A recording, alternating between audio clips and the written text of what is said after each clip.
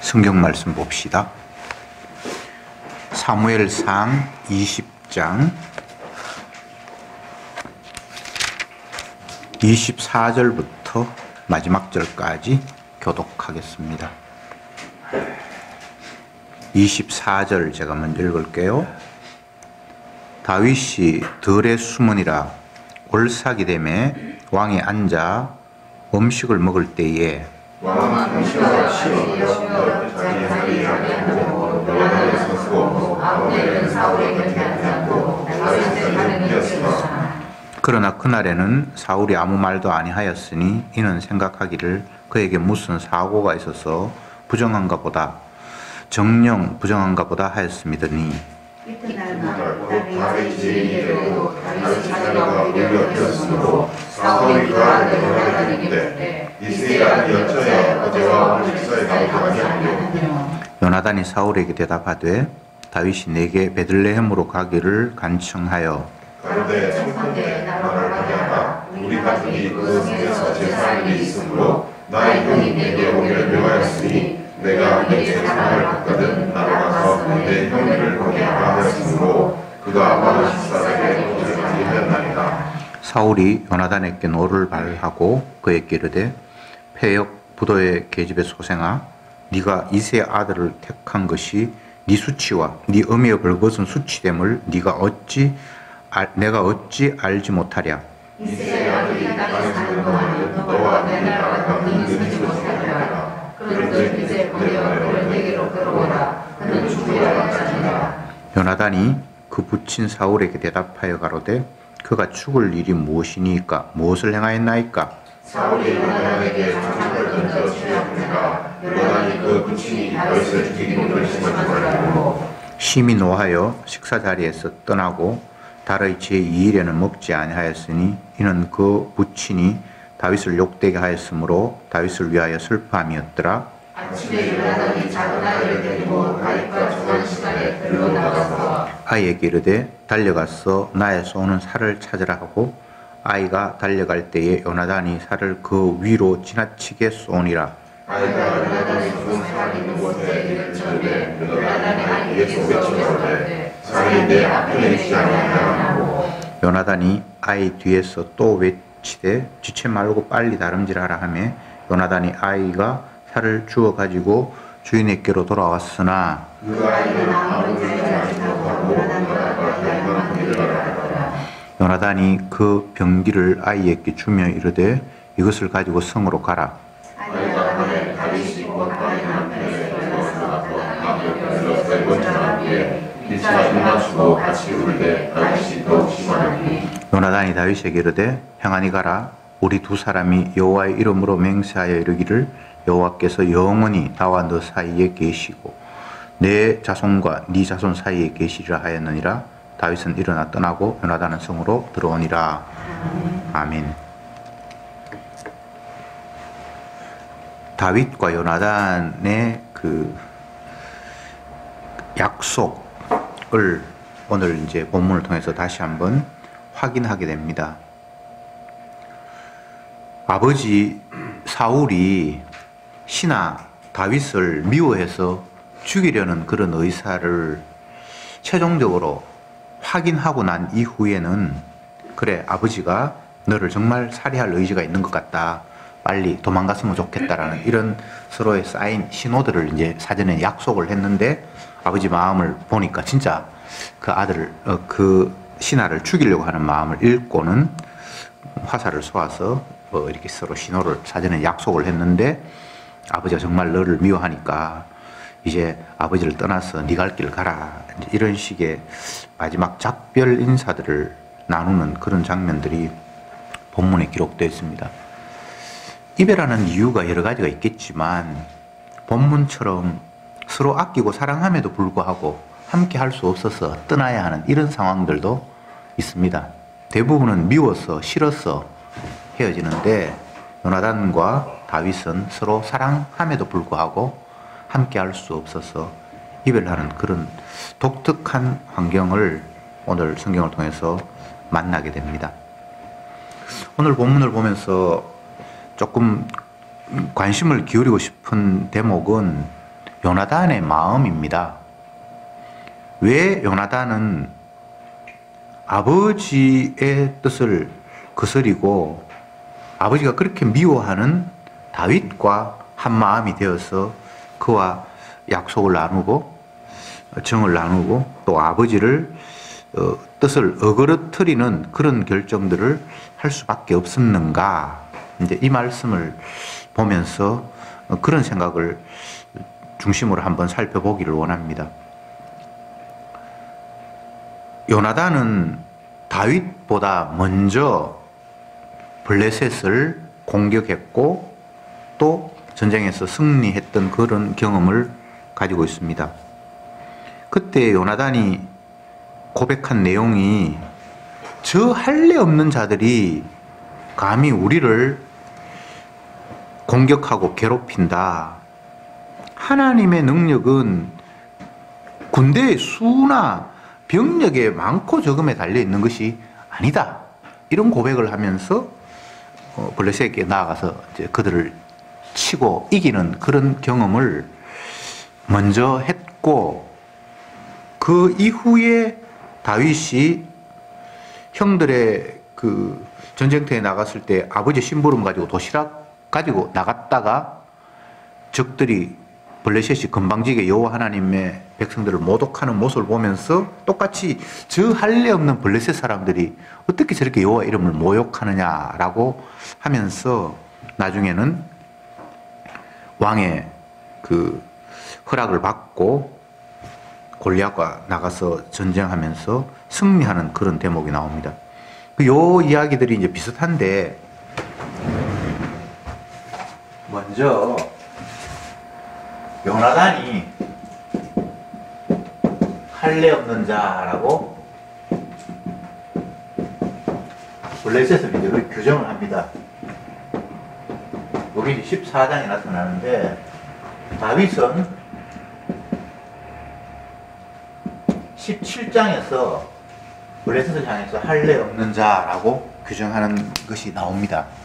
그러니까 엄격히 따지면 요나단이 먼저 블레셋을 정확하게 인식을 했습니다. 그리고 이제 그 이후에 다윗이 블레셋을 보면서 저 할례 없는 자라고 규정을 합니다. 그런데 사울 왕은 단 한 번도 블레셋을 할례라는 관점에서 주목하거나 그를 바라본 적이 없습니다. 그게 굉장히 놀라운 거예요. 이게 뭐 그렇게 볼 수도 있고 저렇게 볼 수도 있지라고 넘길 수도 있지만, 사울 왕은 그리고 이스라엘 백성들은 블레셋을 보면서 할례가 있다 없다라는 그런 관점에서 보진 않고, 야, 저 무리들이 저렇게 많은 병력이 엄청난 무기를 가지고 오면 우리가 어떻게 감당할 수 있을까라는 힘 대 힘의 대결, 저들의 힘과 우리의 힘이 맞붙었을 때에 우리가 과연 저들을 이길 수 있을까라는 이런 생각만 했습니다. 그런데 독특하게 이스라엘 백성들 가운데 가장 먼저 사울의 아들 요나단이 다른 시각으로 적을 바라보는 그런 상황이 연출이 됐습니다. 우리가 지난 말씀이니까 뭐 여러분들 기억하실지 뭐 기억 안 날지 모르겠지만, 요나단이 자기가 이제 병기를 가지고 뭐 원래는 아버지를 지키는 뭐 요즘으로 이야기하면 경호대 같은 그런 것으로 이제 있었는데, 자기를 부하 한 명 데리고 자꾸 이제 블레셋들이 이스라엘 백성들을 괴롭힌다는 소문이 들리니까 그들의 병영으로 그들이 진치고 있는 그런 곳으로 살짝 가보니까 정말 꽤 많은 무리들이 무기를 가지고 대기하고 있고 이런 모습을 봤어요. 그럴 때 주의 신이 그에게 충만했던지, 아니 저들은 할례도 없는 인간들인데 어떻게 감히 할례 받은 하나님의 백성들을 괴롭히다니. 그러면서 그 신하에게 요나단이 우리가 먼저 쳐들어가서 저 할례 없는 자를 혼내주자. 그렇게 해서 넘어가서 그들을 막 이렇게 죽이는, 전쟁에 승리하는 그런 모습을 1차적으로 성경에서 기록해 놓았고, 그 뒤이어서 다윗이 똑같은 상황을 블레셋들을 보면서 아니 저 할례도 없는 자들이 여호와 하나님을 모독하다니 그렇게 하면서 주의 신이 임해서 골리앗을 이기는 그런 상황이 이제 연출이 되는데 참 공교롭게도 아버지는 사울 아버지는 전혀 할례라는 관점, 언약이라는 관점을 알지 못한 채 저 강한 힘을 약한 우리가 어찌 이길 수 있을까라는 이런 생각 외에는 다른 아이디어가 없었습니다.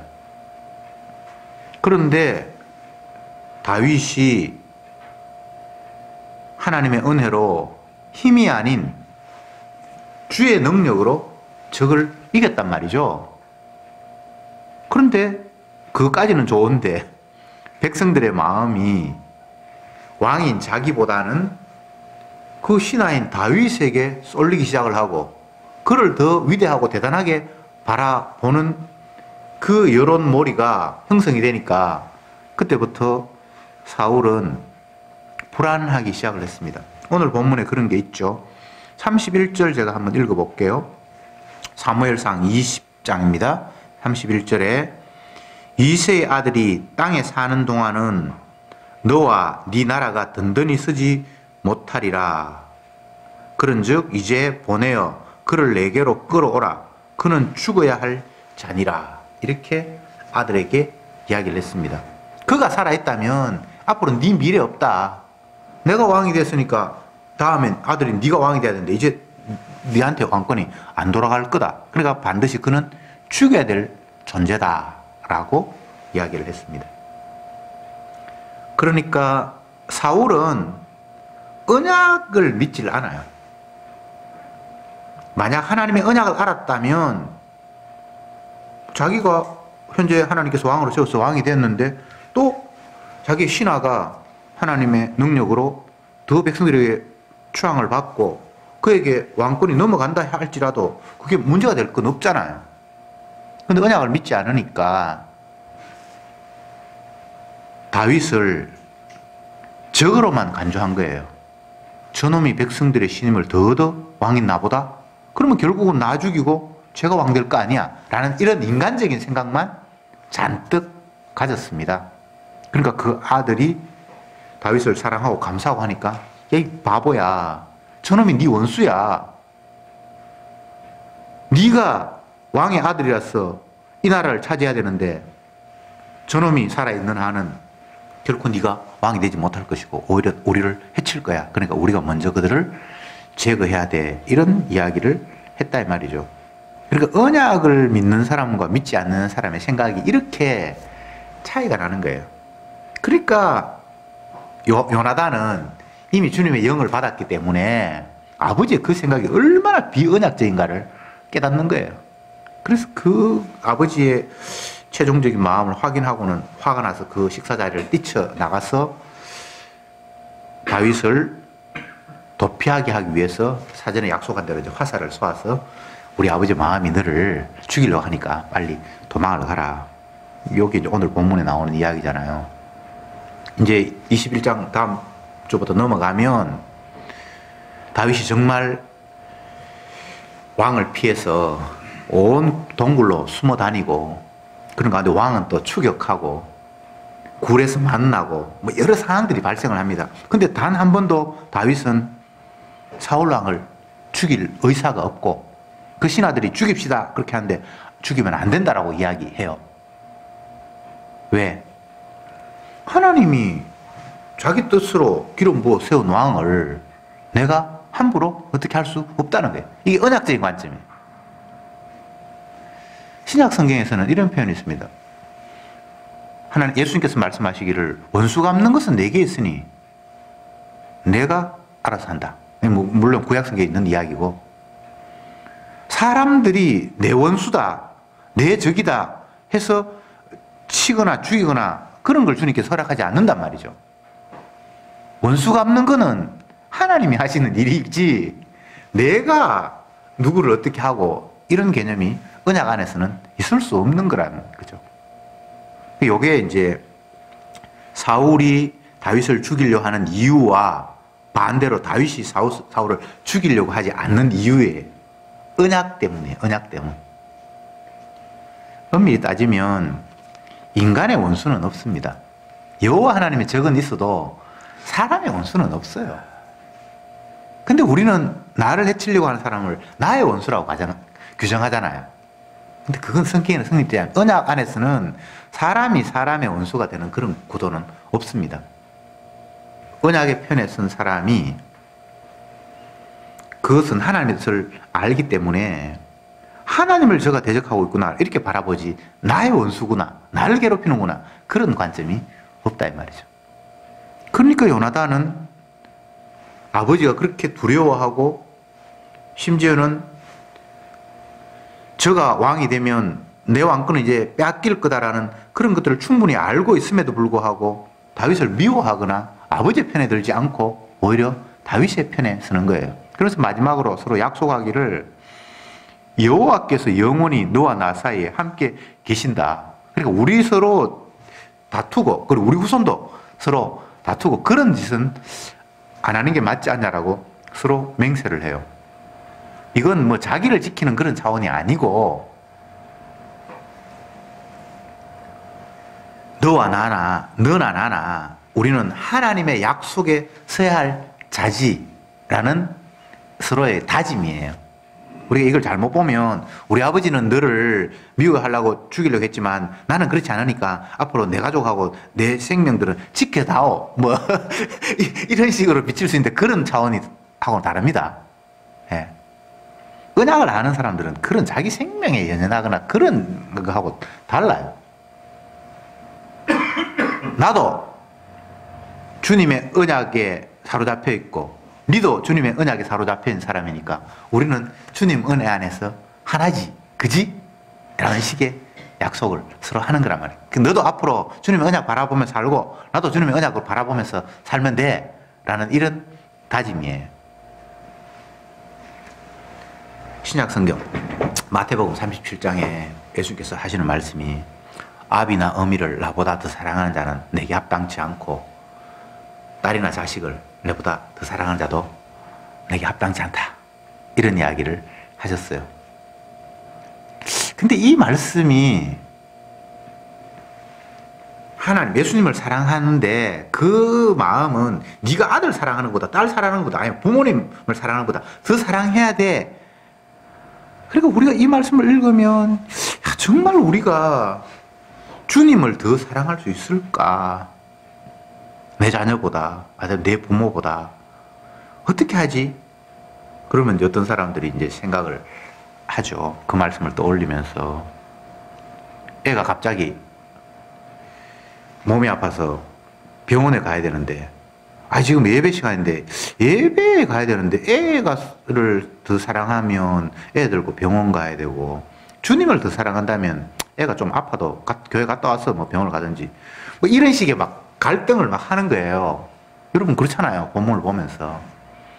근데 그런 갈등이 바보예요. 우리는 죽었다 깨나도 내 자녀보다 주님을 더 사랑할 수 없어요. 안 된다는 이야기를 하고 있어요.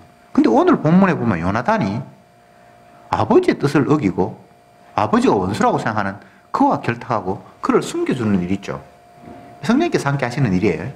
근데 이렇게 될 때 이게 아비와 어미보다 주를 더 사랑하는 상태가 자기도 모르게 그냥 일어나 버린 거예요. 그러니까 주님의 말씀은 사람이 지키려고 의지적으로 지키는 게 아니고 어떤 상황에 부닥쳤을 때 주가 그런 식으로 이끌어요.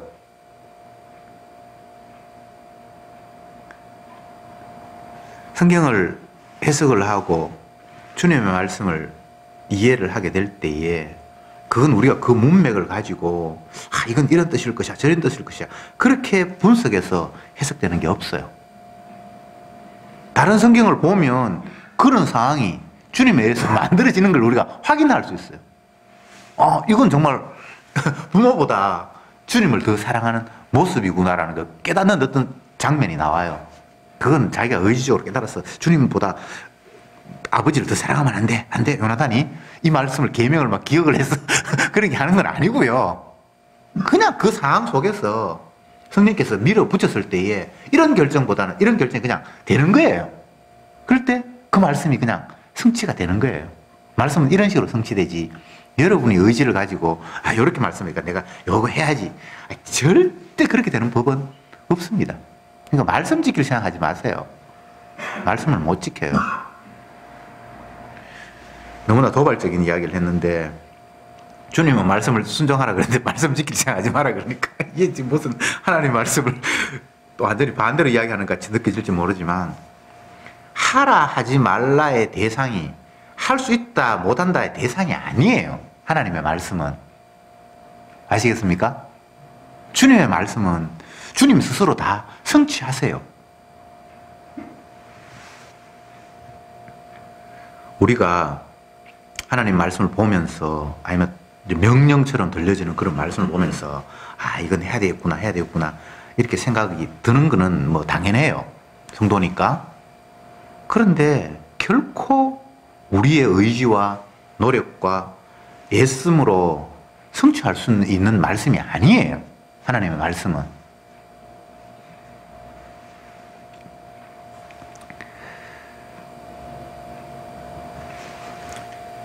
다시 이제 언약 이야기를 좀 해봅시다. 지금까지 이제 본문이 이제 20장까지 우리가 좀 봤잖아요. 그런데 두 가지의 종류의 사람으로 분류가 돼요. 한쪽 계통은 언약을 모르고 그냥 세상을 자기 안목으로 보는 시각. 한쪽은 언약적으로 뭔가를 바라보는 시각. 요까지 지금 나눠졌어요. 언약을 모르는 사람들은 왕 사울을 비롯해서 대부분의 백성들이고, 근데 언약적인 관점에서 다른 시각으로 바라보는 사람이 요나단과 다윗이라는 인물이 여기에 20장까지 딱 이렇게 분류가 됐어요. 참 특이하지 않습니까? 인간적으로 편을 먹으면 혈육보다 피보다 더 진한 건 없다 그러면 아버지가 그런 생각하지만 아들은 그쪽 편에 들어야 되는데 이건 그런 것도 아니고 그냥 떼어놓았어요.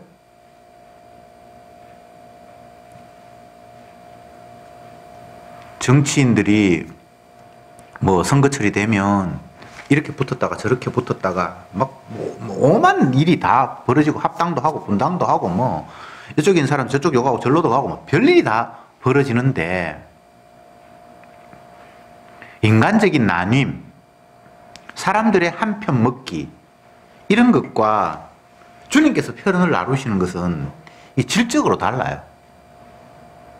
사람들이 편을 나누는 거는 그리고 내가 한편 되고 누구에게 붙고 이런 거는 다 자기 유익과 계산을 튕겨서 뭔가 이득이 될 때에 편이 되는 거예요.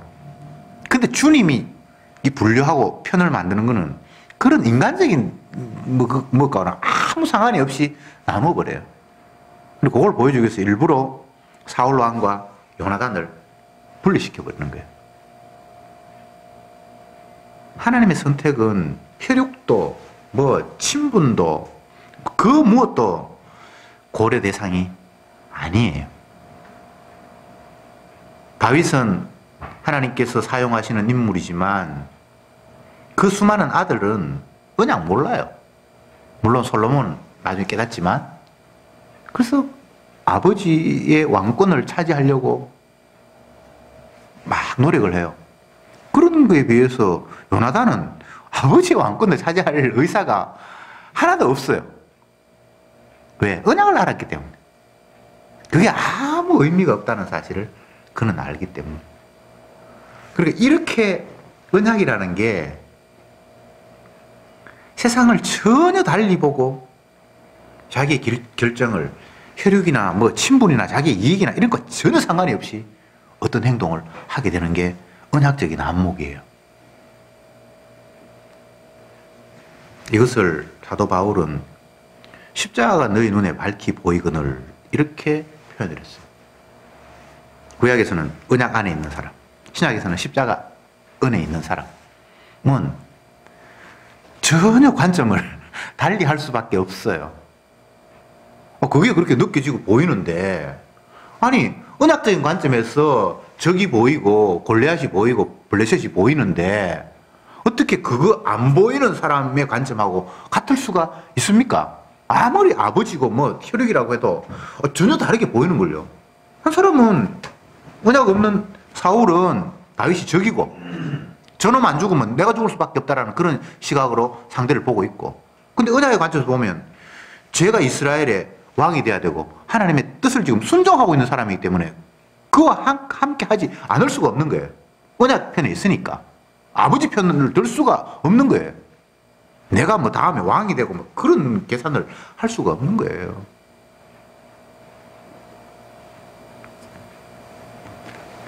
사람들은 선택하는 일이 중요하다고 신중을 기해라, 뭐 돌다리 건널 때도 두들겨 보면서 뭐 건너야 된다, 이런 여러 가지 격언과 속담들이 있잖아요.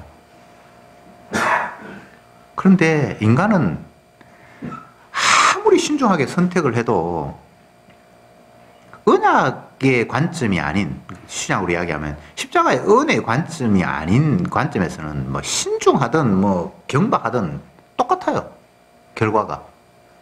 근데 언약 안에 있으면 뭐 신중이고 뭐 그런 게 없어요. 그냥 그런 관점으로 보이니까.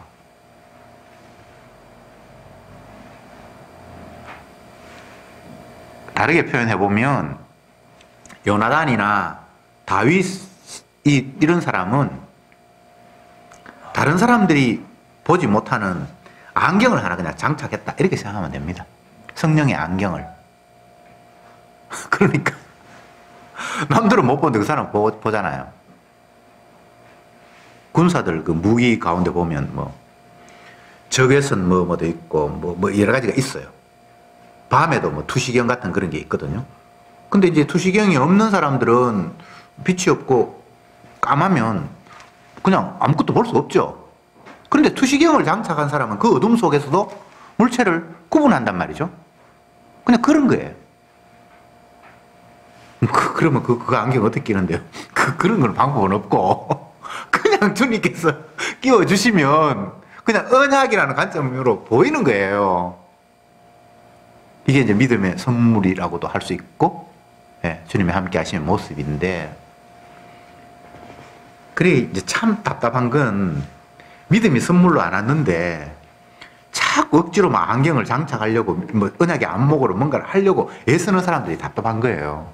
그거는 힘쓰고 애써서 될 문제가 아니에요. 공부해서 될 문제가 아니고 열심히 기도해서 될 문제가 아니에요. 그냥 주님께서 은혜로 깨닫게 하세요. 이게 아니구나. 그러니까 요나단처럼 이런 행동을 할 수 있는 거예요. 요나단의 이 결정은 인간적으로 보면 다윗에게 왕권을 바치는 거고 자기는 반대로 왕에서도 져야 되는 거고 뭐 그런 거죠, 그죠?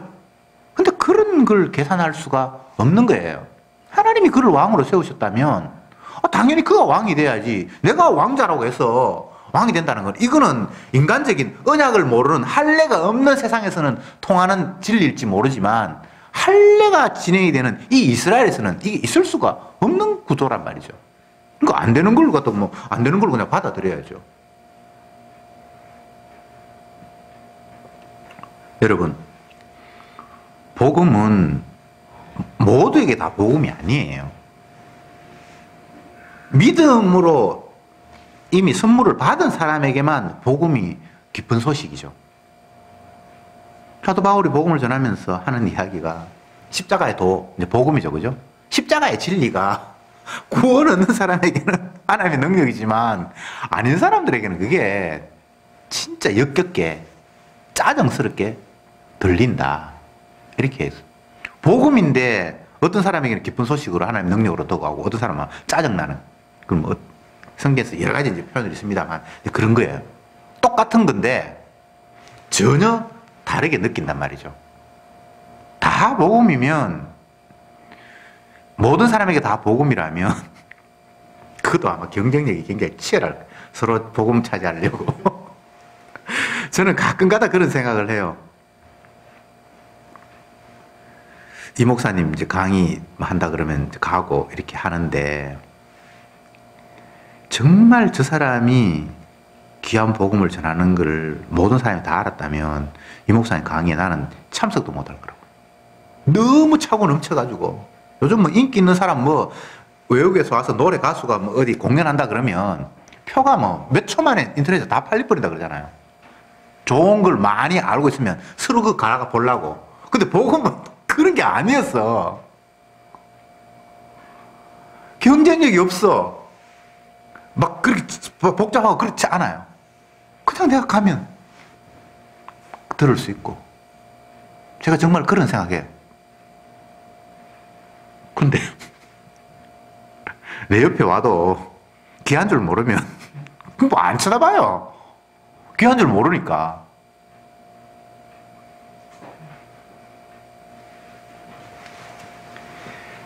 구약의 마지막 선지자가 말라기입니다. 말라기 선지자가 죽고 난 이후에 선지자가 없어요. 하나님이 의도적으로 끊어버렸어요. 세례 요한이 예수님 6개월 전에 등장하고 난 이후에 어쨌든 말라기, 구약의 말라기 선지자가 죽고 난 이후에 복음 전하는 사람 하나님이 끊어버렸거든요. 그리고 세례 요한을 등장시켜서 그때부터 복음 전하도록 다시 시작을 했거든요. 근데 그 과정이, 그 끊어진 기간이 400년이거든요. 그때는 진짜 복음이 세상에 없었어요.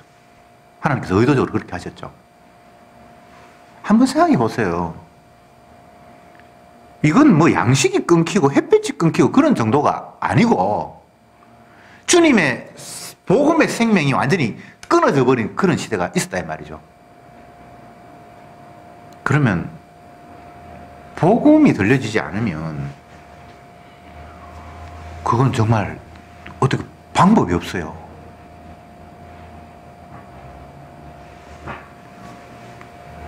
임종민 집사님이 뭐 보일러가 낡아가지고 교체를 내가 새 거로 85만원인가 주고 했는데 고장이 나가 어제 추운데 그냥 떨고 잤다고 그러는데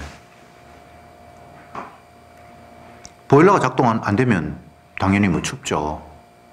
아직도 뭐 약간 쌀쌀하니까 애들도 있고 하니까 어른들은 괜찮지만 근데 그건 뭐 그냥 추운 걸로 그냥 지나갈 수 있어요. 근데 복음이 끊겨버렸다? 안 들린다? 그럼 이건 다른 걸 뭔가 대체하거나 뭐 하는 뭐가 없어요.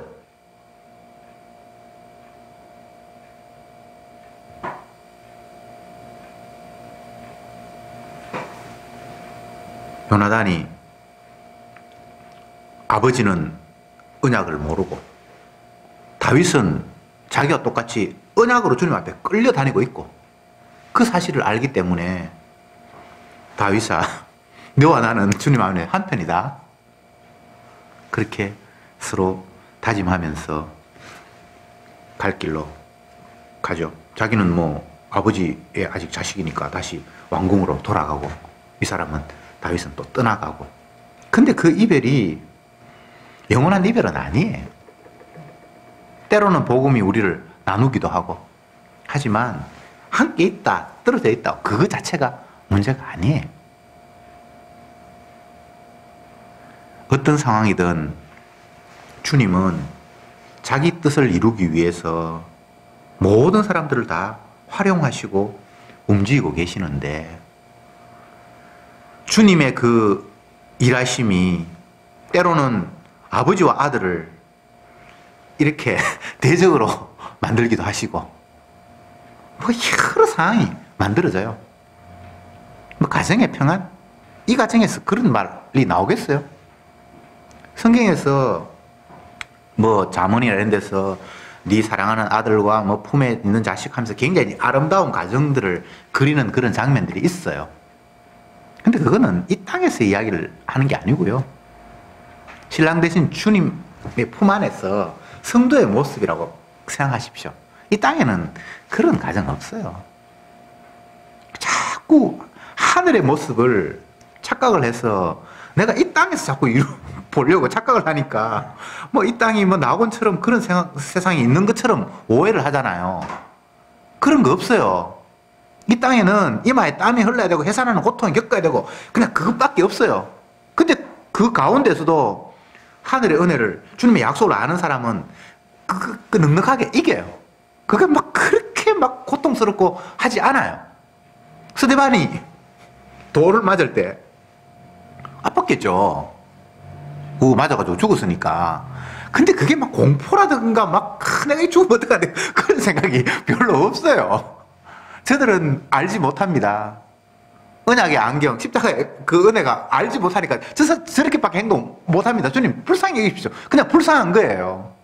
안 아픈 건 아니고 안 죽는 것도 아니고 그 차이예요. 성도가 고난 받죠. 근데 은혜 안에 있으면 고난이 뭐 그렇게 대수가 아니에요. 더 큰 영광을 꿈꾸면서 소망하면서 뭐 그래 뭐 돌도 맞을 수 있고 뭐 욕도 얻어먹을 수 있고 비난도 받을 수 있고 욕 먹는 거야. 뭐 예수님의 욕에 비하면 나는 아무것도 아니고 나도 주님이 가신 길에 조금이라도 같이 주님께서 데려가시는갑다. 저분이 당하는 거 보면서 그 웃을 수 있어요.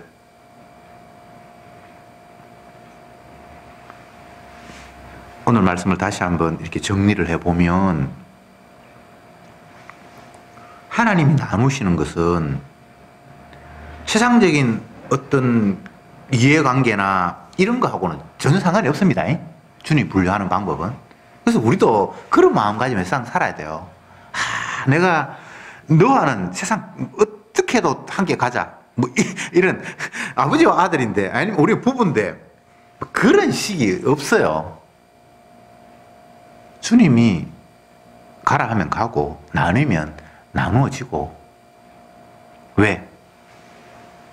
이 세상에 있는 관계는 그냥 다 잠깐 필요에 의해서 주님께서 만들어 놓으신 임시적인 관계뿐이에요. 그래서 뭐 이 땅에 있는 관계에 너무 그렇게 연연하지 마세요. 때가 되면 헤어지고 또 뭐 만나고. 근데 우리는 절대 헤어지지 말자, 죽는 날까지 함께 하지. 그 아무 의미 없어요. 그래서 우리는 자유롭죠. 그냥 주님께서 가라 하시면 가고 오라 하시면 오고 내 나라, 내 편 그런 거 언약 안에서는 없습니다. 내 가족 이런 것도 없습니다. 내 자식도 없습니다. 언약 안에서는. 사도들을 보세요. 자식이라고 챙기거나 부모라고 뭐 편들거나 뭐 내 나라라고 편들거나 그런 것도 없어요. 기생 라합은 뭐 자기 나라 배반해버리고 오늘 본문 나오는 이 요나단은 아버지를 배반하고 또 아버지가 자녀를 또 배반하고 뭐 희한한 일이 이 땅에서는 있을 수 없는 일들이 언약 안에서는 그냥 자유롭게 막 일어납니다. 왜? 땅의 거는 그림자니까. 땅의 가족은 그냥 하늘의 가족을 보여주기 위해서 그냥 임시적으로 만들어 놓는 거니까. 땅의 남편은 땅의 아내는 그냥 하나님의 부부 관계를 하나님과 우리의 관계를 설명하기 위해서 임시적으로 하나님께서 조성해 놓은 거니까. 마지막으로 이 말씀을 드리겠습니다. 성도의 삶은 언약에 이끌리는 것 외에 다른 거 없습니다. 뭐 그것 때문에 힘들고 뭐 여러 가지 있을 수는 있는데 힘들다 말다라는 그런 관점으로 언약을 이해하는 건 아니에요. 주님이 자기 뜻 이루기 위해서 나를 이렇게 보내고 이렇게 헤어지게 하고 이렇게 만나게 하는데 그러면 그냥 우리는 기쁨으로 주님 감사합니다. 저분이 언약을 알지 못하는데 제게 깨닫게 해주셨으니까 이보다 더 감사한 것이 없습니다. 죄인인 나를 그냥 버려두지 아니하시고 죄인으로 깨닫게 하시고 내 죄를 위해서 당신이 친히 심판받을 자리에 들어가셔서 나를 용납하셨군요. 그냥 날마다 이게 자동적으로 우리에게 깨닫게 하셔서 주님의 자기 약속이 나를 오늘도 이렇게 이끄시고 그분의 사랑이 이런 모습으로 나에게 표출되구나. 우리를 사랑하셨다는 사랑의 확증이 이런 식으로 나에게 오늘도 펼쳐지는구나. 그래서 우리는 아멘, 그 주님을 찬양합니다 라는 이 고백만이 저와 여러분이 살면서 내뱉을 수 있는 유일한 고백입니다. 기도합시다. 주님 감사합니다. 오늘도 주님의 약속을 말씀을 통해서 다시 한번 살펴보았습니다.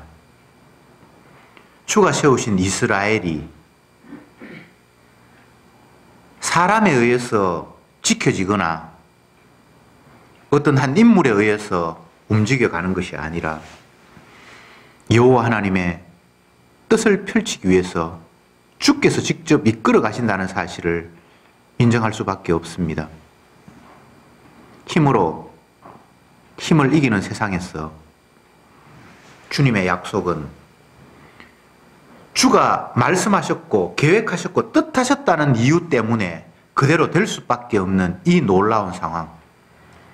그러나 이 약속은 인간을 편하게 하기 위해서, 누구를 좋게 하기 위해서가 아니라 예수님의 주되심을 높이 드러내고 그분이 만유의 주라는 사실을 찬양받기 위해서 펼쳐진다는 이 진리 앞에 주여, 우리가 요나단처럼 다윗처럼 어떤 환경에 처한다 할지라도 오직 주님의 그 주되심, 그 주님만 찬양할 수 있는 저들이 되게 해 주옵소서.